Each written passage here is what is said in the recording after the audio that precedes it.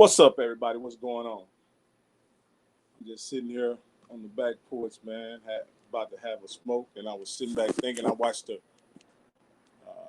really uh, informative documentary today about John Lewis. It's called "Good Trouble," and it kind of chronicles his life as it relates to civil rights and all the impact he made and all that he went through as a civil rights activist. And it got me to thinking. It got me to thinking about, you know, it showed how many times he was, literally beat and brutalized in different parts of the South in order to gain the right to vote. And then, uh, it was that important. And he said something that was that's true. Um, that rings true still today, in that voting is the most powerful nonviolent tool we have at our disposal, and because of that, uh, we must use it. And it goes back to me to think about this runoff of how many people didn't use their right to vote, but will later complain about the situation and circumstance. So, but it's just interesting to think about, man. It was a really good documentary. And those of you who want to know I'm smoking, I know there's a lot of cigar aficionados uh, who are friends, and I'm smoking the CAO, Brazilia, Amazon, and it's the Amazon, I believe, because it's a big green gauge, and I'm about to torch it up. But yeah, we can talk about whatever y'all want to talk about too, man. I just put some topics out there just to talk about. Like I say,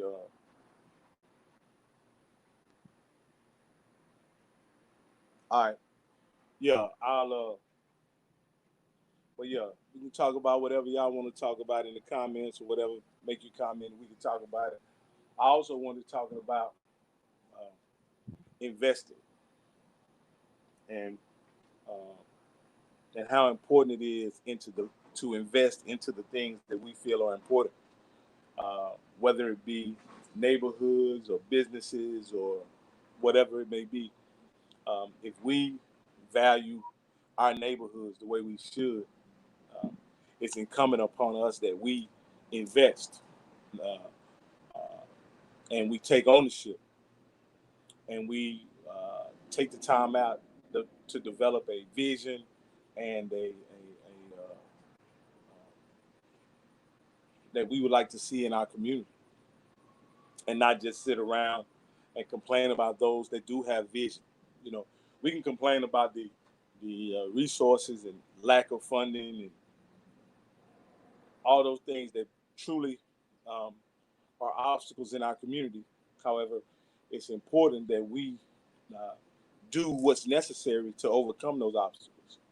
And in a lot of cases, that means that we show unity and work together. So if the obstacle is lack of resources, lack of funding, in order for us to move forward in business, the way that we overcome that is that we pool our monies together. We form investment groups, partnerships, and move forward. Um, no one may Someone may not have 20, 30, $40,000 uh, sitting in the bank where they can invest, but it may be 10 guys with $2,000 or 10 guys with $4,000 come together and invest and develop a property in the neighborhood. And so, it's very important that we show unity and teamwork. And a lot of people will say, it becomes a matter of trust when you get that many people together. Well, true, it does become a matter of trust, but you also make sure that your partnership or organizational documents that you operate under are solid. And if you create solid uh, organizational documents that you guys operate under, then that's all the trust that you need, because it's documented right there in whatever your organization is, whether it's a partnership, co-op, um, corporation, whatever, and your operating documents and your operating procedures protect all members of the investment group. When there's a will, there's a way. But we first must have the will. We first must have the will to work together and overcome whatever obstacles we have in our community. So let me see. We got another a person just posted up. Says that paperwork creates trust, the legal trust. Absolutely, I completely agree. I completely agree that when you draw the paperwork up, and you have the proper binding agreements, then that gives that relieves uh, individuals of the anxiety of trust, or somewhat anyway, somewhat. Let me torch this right quick. But yeah, like I say, we can talk about whatever y'all want to talk about.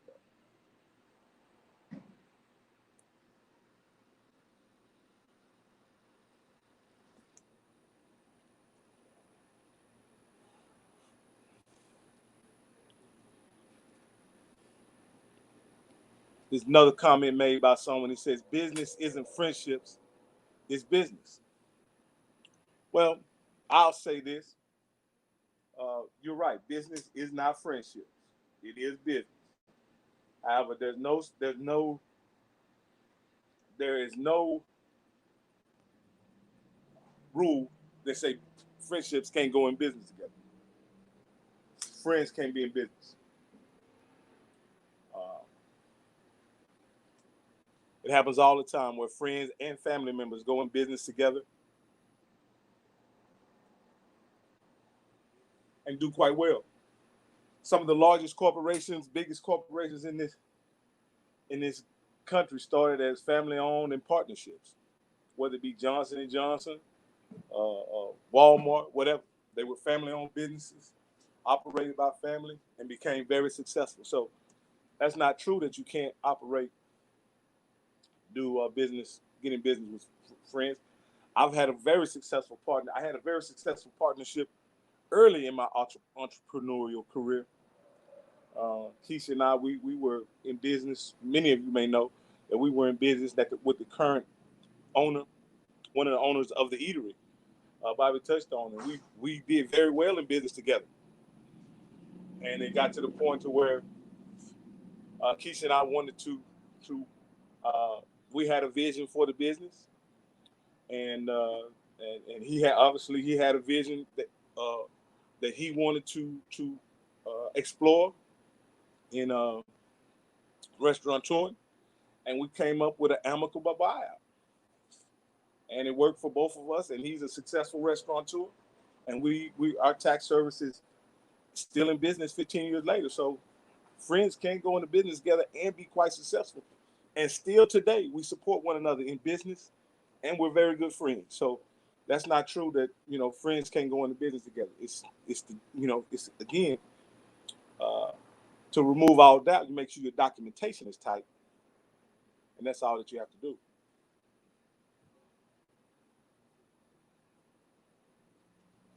Let me see here another comment from someone. It said, "Right, but you stay friends by creating the right business."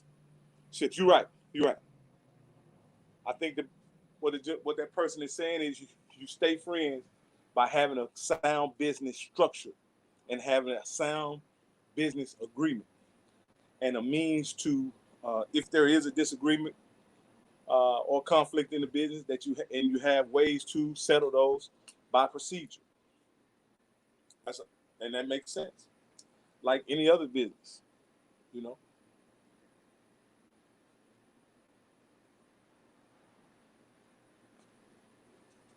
like any other business.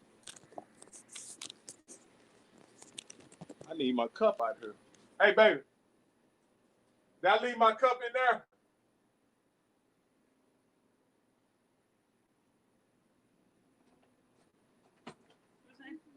I leave my cup in there? My silver cup. Thank you.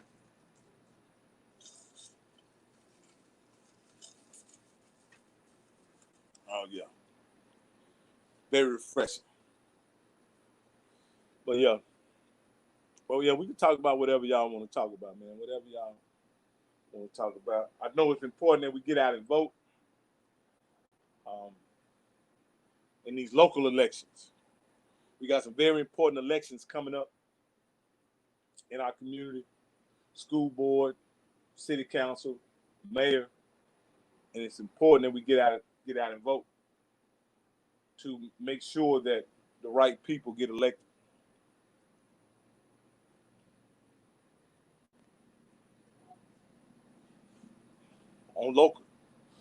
On local elections, uh, it's important that we ensure that uh, Keith Guillory is elected to school board, along with Hope Balfour Mustigan. And we definitely must have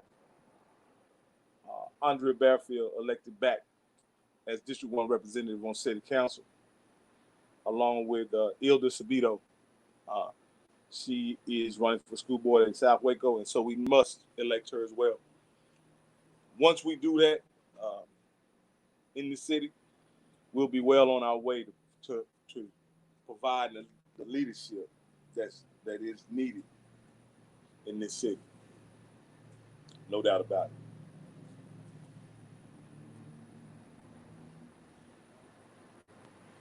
No doubt about it. Let me see, is there anything else? But yeah, this is a good stick, man. This is a good stick. This is a CAO Brazilia, Amazon.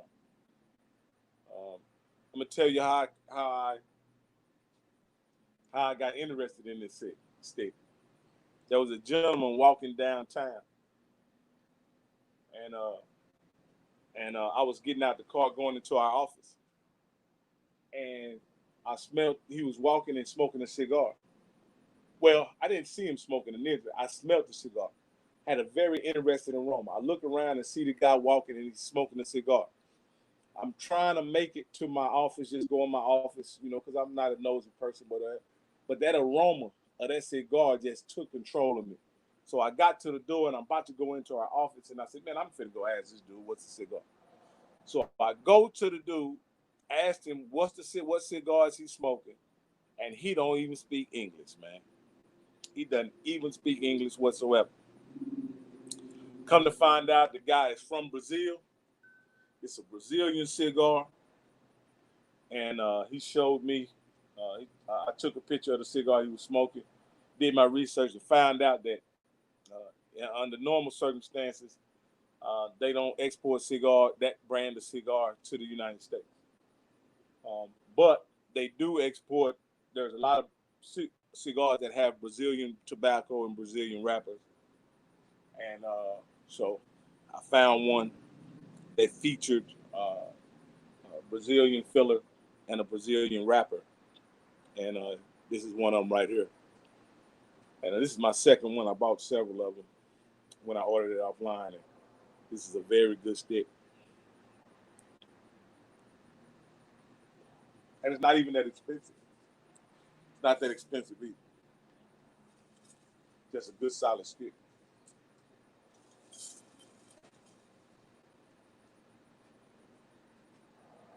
Oh man. But yeah, we can talk about whatever y'all want to talk about. Hey, make sure y'all, while y'all on here, follow me on all my social media platforms.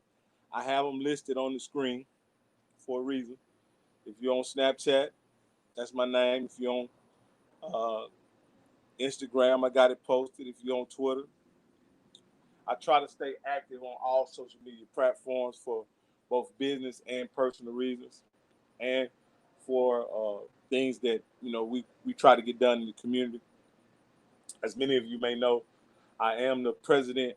I'm the sitting president of the Texas Coalition of Black Democrats, McLean County. If you would like to become a member of the Texas Coalition of Black Democrats, I encourage you to join. Just hit me up. Put your name in the comments, and I'll send you a link and answer any questions you have.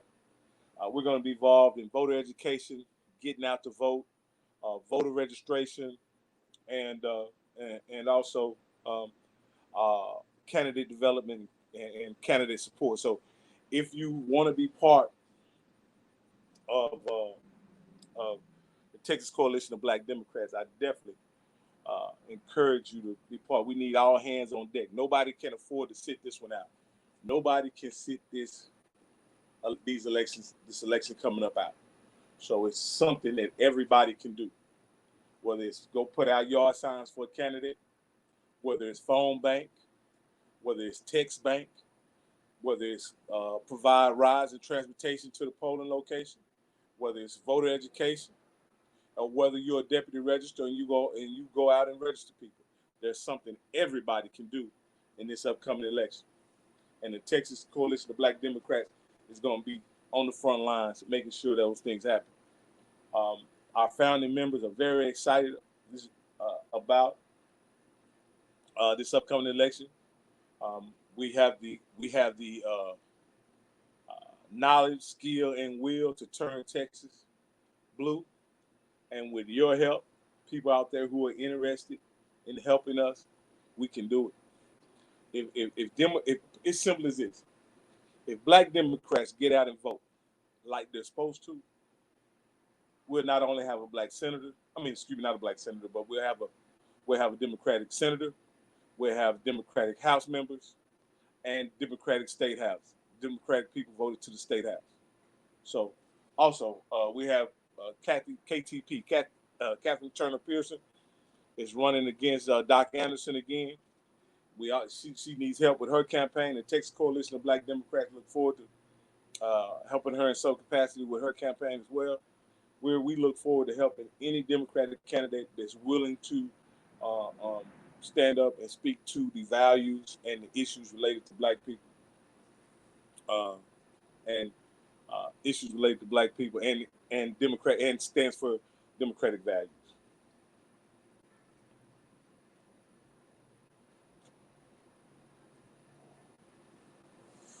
Oh yeah.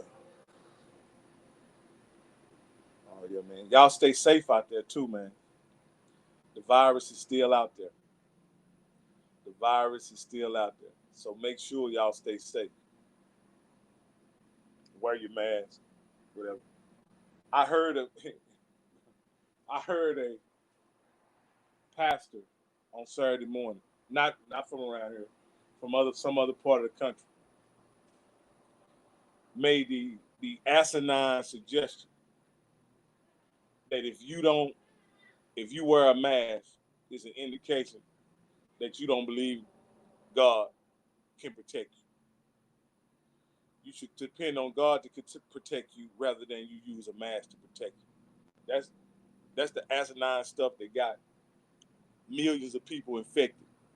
Hundreds of thousands of people have died with that notion of not wearing a mask. And that's the most idiotic reason not to wear a mask. Matter of fact, he said uh, it's the scientists state the mask not only protects you, it protects you from infecting someone else. And if you love your brother, which is one of the founding principles of Christianity, if you love your brother, you would wear a mask. That's what he should have said.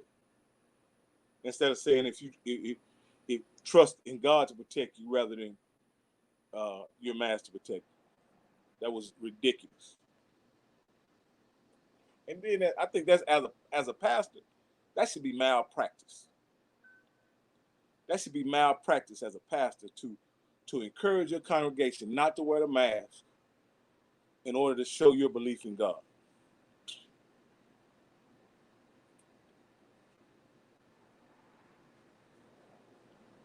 Yeah, that was ridiculous, man. I'm so glad that we don't have those. I haven't heard any pastors to speak that kind of thing. Matter of fact, we have pastors in our community not only has been supporting the wearing of masks, but it's been heavily involved in disinfecting and providing safety to people in the community. One, Pastor Carlton Stimson of the Open Door Church of God in Christ, he's been all over the city disinfecting uh, churches and other businesses, other uh, public buildings to prevent people from being infected by the coronavirus. Those are the kind of pastors we have in our community. And so I just want to, you know, uh, mention that there are some ridiculous people out there who promote foolishness. And I know that dude, that cat who's a preacher in another city up north, doesn't reflect our values here in Texas. Hopefully, everyone in our community here locally is taking the virus very serious, and we're doing what we can to slow down the rate of infection. And that's wearing a mask, stay at home as much as possible, and social distance. So,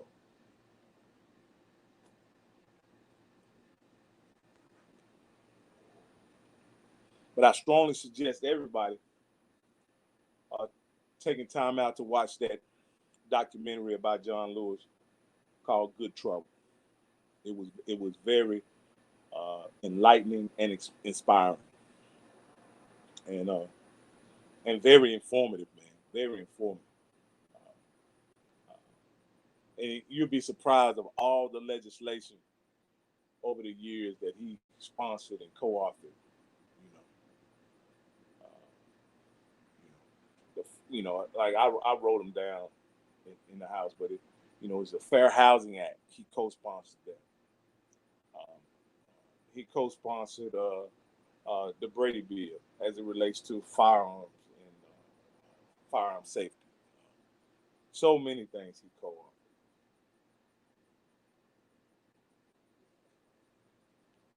He came to. He was in Congress a long time.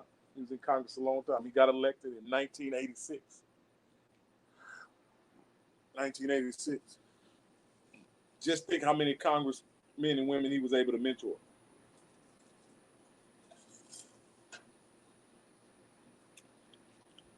What was interesting, I don't know how many congressmen there were in Congress in 1986 when he arrived, but in this last session where he served, there were 55 members of the Congressional Black Caucus. Can you believe that? There were 55 members of the Congressional Black Caucus. So there, and I'm sure there weren't 55 members of the Congressional Black Caucus when he got to the Congress and uh, the House of Representatives in 1986. I bet it wasn't that many then.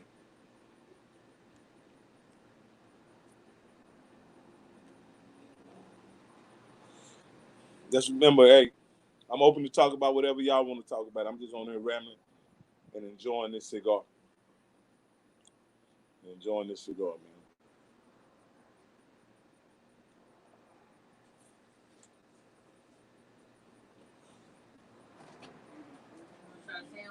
Huh?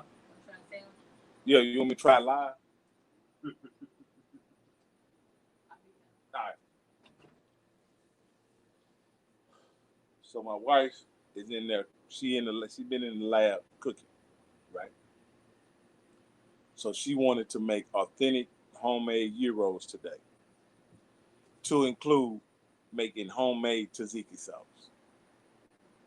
I have no idea what's in tzatziki sauce, but I know I like it a whole bunch. When I'm eating my gyro, I love tzatziki sauce.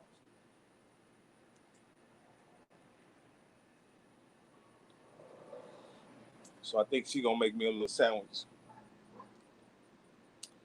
And if I'm still on when she bring it out, I mean, I'll let y'all know how it go. I don't know how much of it I'm gonna be able to eat because it's flies out here. And if they get to flying around my food, that's gonna shut me down. All right, here we go. See that tzatziki sauce? Let me show you. Come on. That's that tzatziki sauce. Let me see. Let me see. See? Euro. All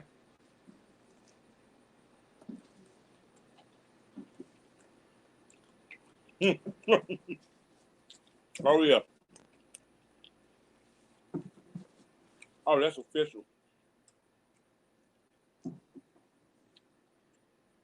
The gyro meat and the tzatziki sauce is official. Mm. She did that.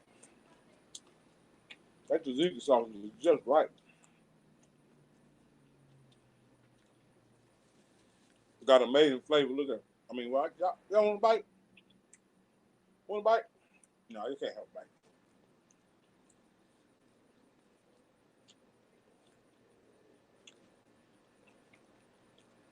She did that.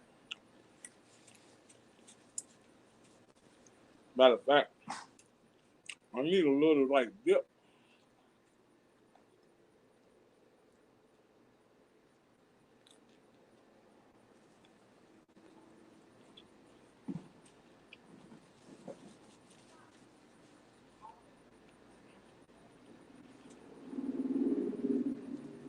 I'm trying not to smack on camera because I will smack. But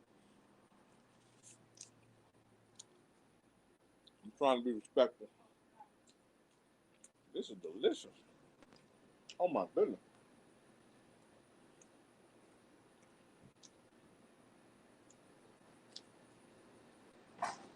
Mm. Homemade tzatziki sauce. I don't know what recipe she used or what. Homemade tzatziki sauce. I don't know the ingredients, but I did know that she had some Greek yogurt and she was grating a cucumber. So,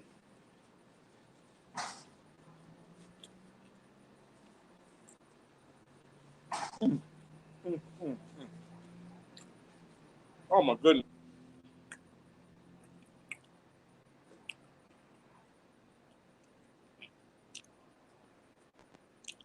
That was outstanding. That was absolutely outstanding. Mm. The the meat was great as well. Now the meat was awesome, seasoned perfect, everything. What's that? It was outstanding. Man, is that same tzatziki sauce you was making? It had to marinate in the freezer. In the freezer. Mm-hmm. That was good. Oh yeah, you did that. I did. Yeah, yeah. You put that. You put the stank on that. What are you out here talking about? I mean, I guess use the damn ashtray. You can't even see the comments. Miss Linda's put some good stuff in there about No, I'm seeing it. I can see it. Oh, you know what it is? I guess. Oh, I guess I can't see I can't see the Facebook comments, huh? But I'm on, huh? She is.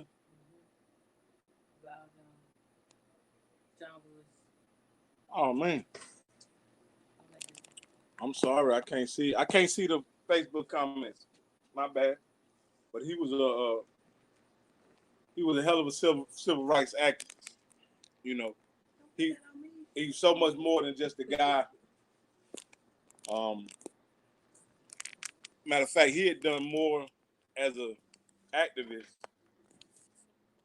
He's done quite a bit as a a ton as a congressman.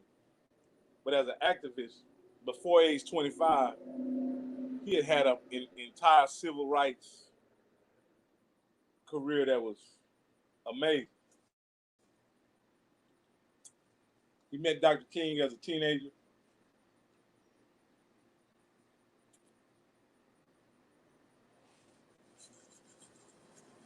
Man, he did so. I mean,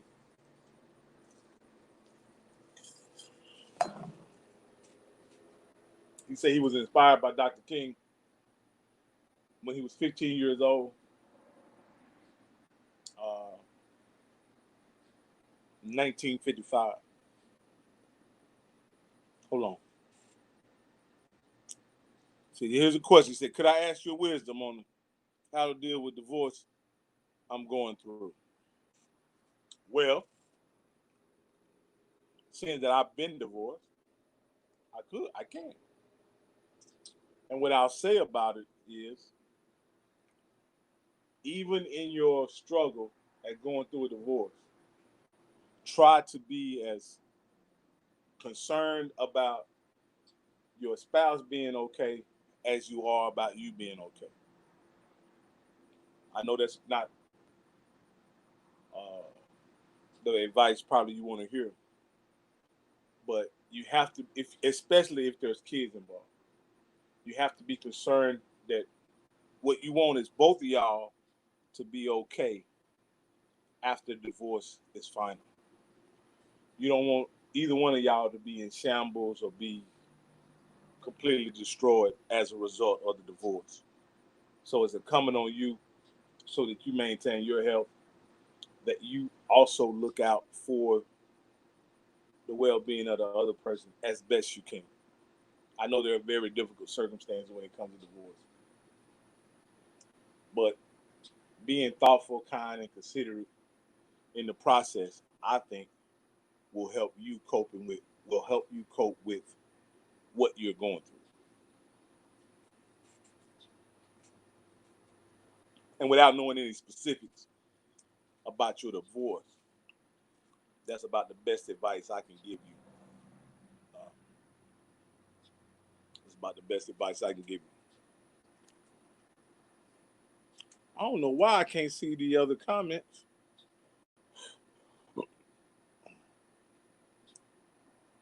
Let's see.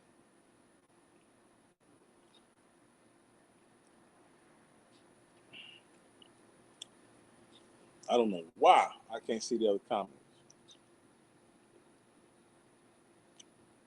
Hey, no problem. No problem, man.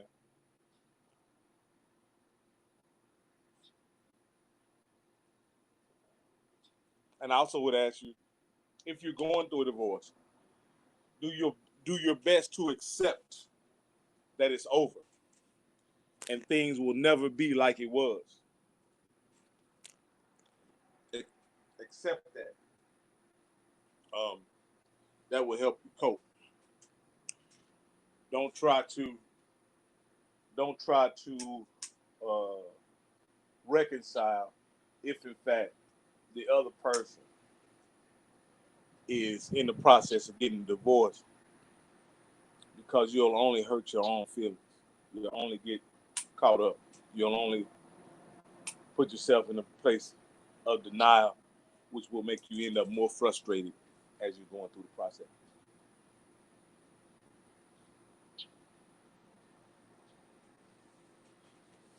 It takes two to get married, but it only takes one to want a divorce. Always remember that.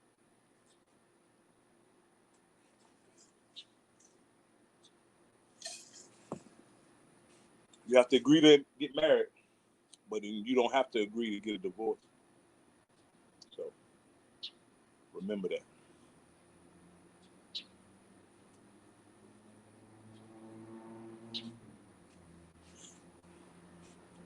Well, good people, I'm about a third of the way through this cigar. It's been about 30. I've been online for about 34 minutes. Um, I just want to remind y'all to make sure y'all get out and vote. And if you would like to be part of the Texas Coalition of Black Democrats in McLennan County, please reach out to me, holler at me, let me know, uh, or contact Lisa Carter, our Vice President of Memberships. She can also get you signed up as well. But I'm about to go out and finish the rest of my evening and have the other half of my sandwich. Much love, and I'm out.